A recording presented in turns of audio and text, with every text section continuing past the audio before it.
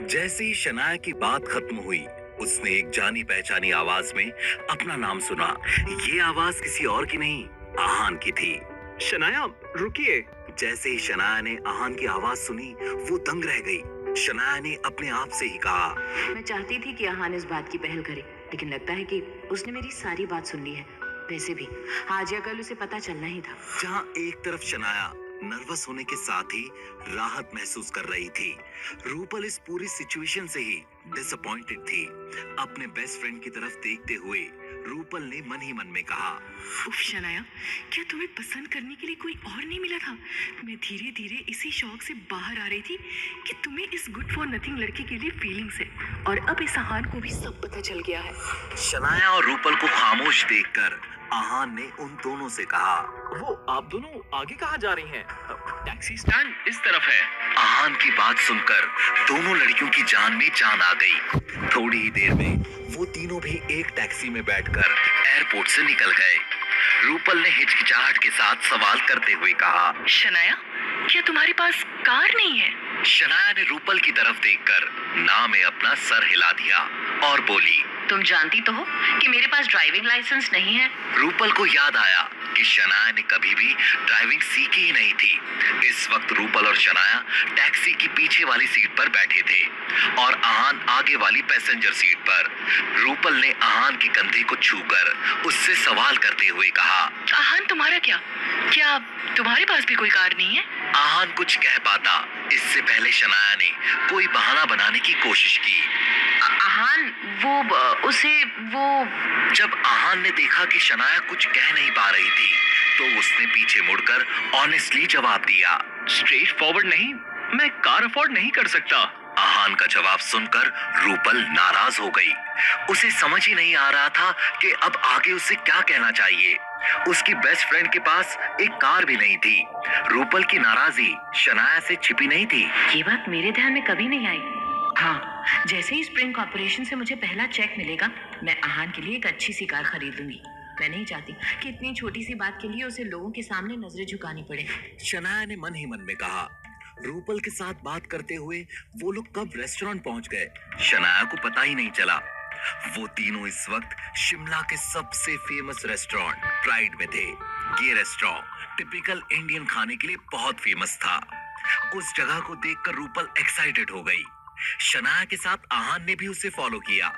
Pride restaurant की हर चीज India की रिच हिस्ट्री को डिफाइन कर रही थी। शनाया ने वहां के मैनेजर से पोलाइट अंदाज में पूछा, एक्सक्यूज मी, यहाँ कोई प्राइवेट रूम अवेलेबल है? हम 3 लोग हैं। वैसे हमें टेबल भी चलेगा।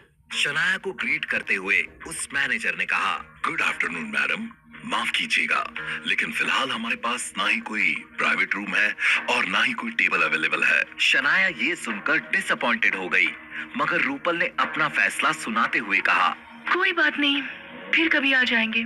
अभी कहीं और चले जाते हैं। वो तीनों वहां से जाने ही वाले थे कि तभी उनके सामने से 3 लड़के गुजरे।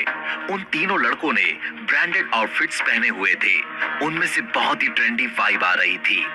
एकदम से रूपल की नजर उनमें से किसी लड़के पर पड़ी और रूपल ने उस लड़के को पुकारते हुए कहा, प्रेम। रूपल को देखकर ऐसा लग रहा था जैसे कि वो प्रेम नामी लड़के को जानती थी।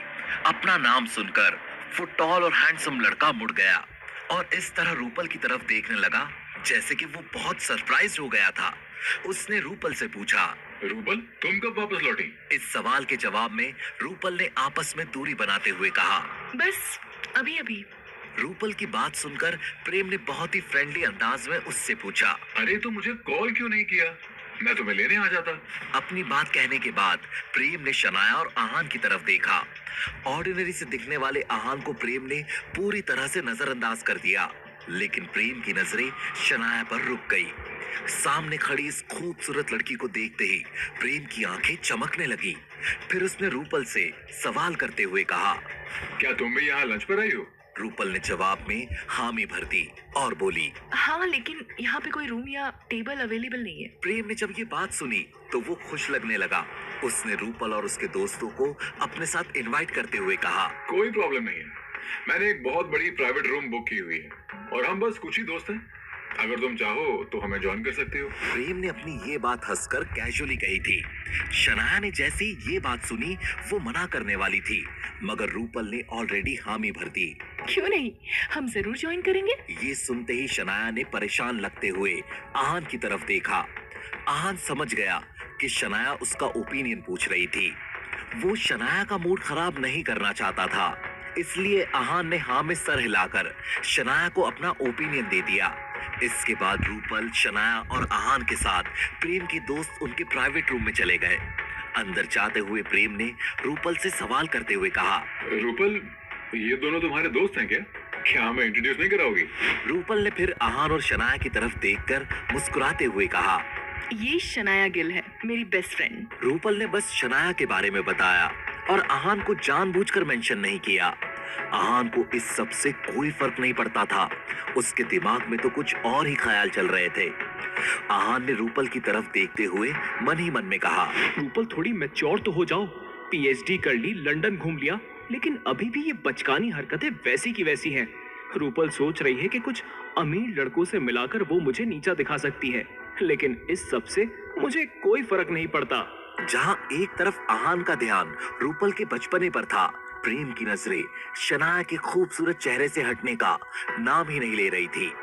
शिमला शहर में जिस शनाया गिल की बातें करते लोग थक नहीं रहे थे, वो लड़की इस वक्त प्रेम के सामने थी। जैसी कि अफवाहें थी, शनाया सच में ब्यूटी विद ब्रेन इस कहावत का चलता फिरता एग्जाम्पल थी।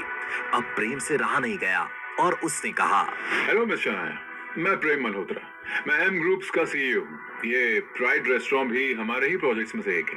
हेलो। शनाया ने पोलाइट अंदाज में हेलो कह दिया। प्रेम मल्होत्रा भी एक बहुत ही अमीर खानदान का इकलौता वारिस था।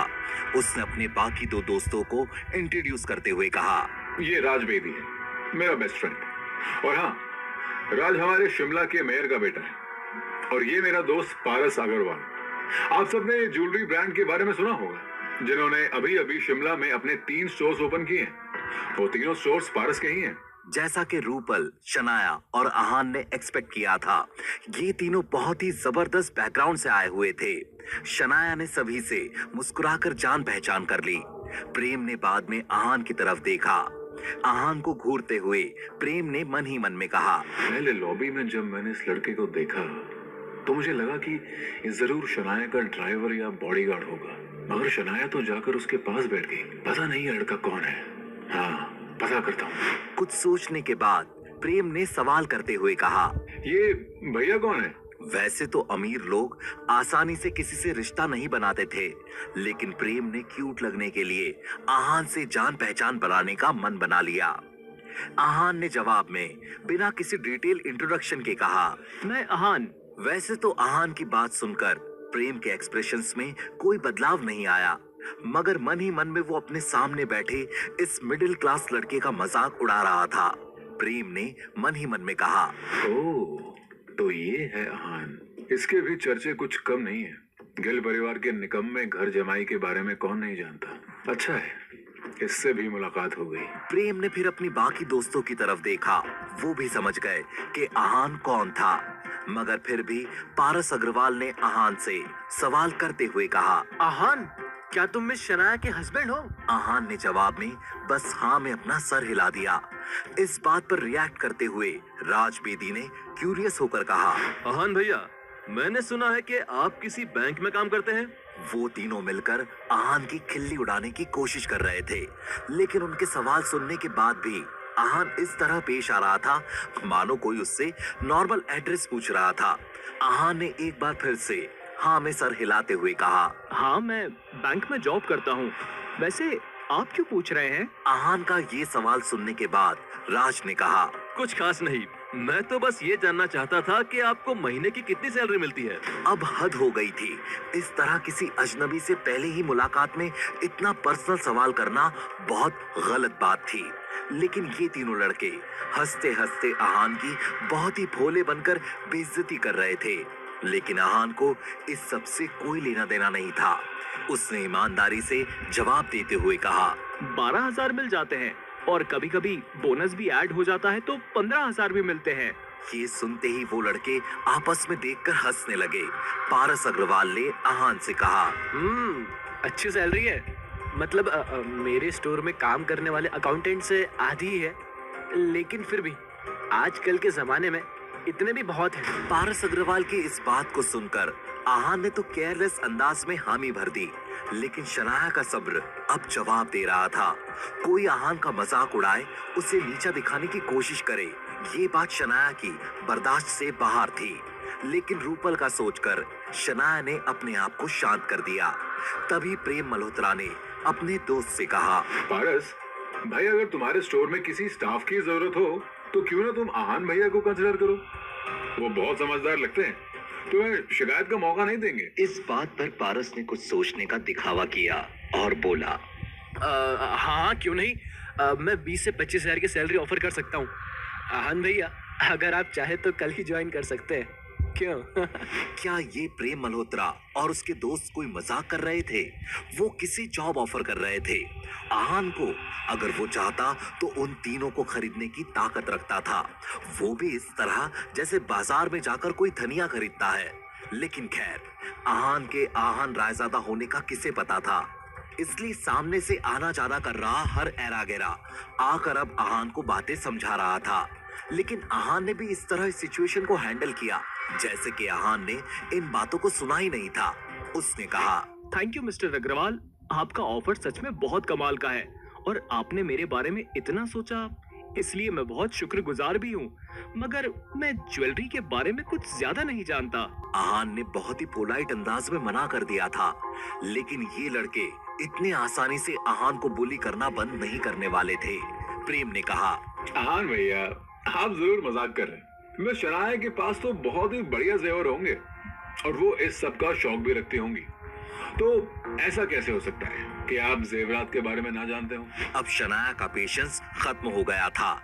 इससे पहले कि आहान प्रेम से कुछ कह पाता, शनाया ने जवाब में चिढ़कर कहा, इस सब से तुम्हारा क्या लेना देना है? Mind your own business. आगे क्या होने वाला था? क्या शनाया आहान के लिए सबसे लड़ पड़ेगी? ये लंच आहान और शनाया के लिए कौन सी नई मुसीबत ले आएगा? जानने के लिए सुनते रहिए